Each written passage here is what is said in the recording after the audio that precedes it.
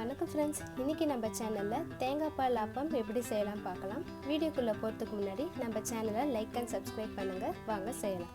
முதல்ல ஒரு மிக்சர் ஜாரில் கட் பண்ண தேங்காய் வெதுவெதுப்பான தண்ணி சேர்த்து நல்லா அரைச்சி ஃபில்டர் பண்ணுங்கள். அது கூட இன்னும் கொஞ்சம் வெதுவெதுப்பான தண்ணி தேவையான அளவு சர்க்கரை சேர்த்து மிக்ஸ் பண்ணி எடுத்து வச்சுக்கலாம். அடுத்து தோசை மாவில் தேவையான அளவு உப்பு, தேவையான அளவு தண்ணி சேர்த்து மாவு கொஞ்சம் தண்ணியாக இருக்கிற மாதிரி ரெடி பண்ணி வச்சுக்கலாம்.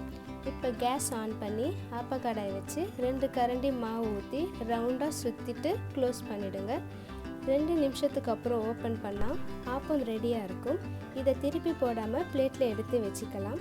தேங்காய் பால் ஆப்பத்தில் இருக்கிற அட்வான்டேஜ் என்னென்னா, வயிற்றுப்புண்ணு இருக்கிறவங்களுக்கு இது ரொம்ப நல்லது.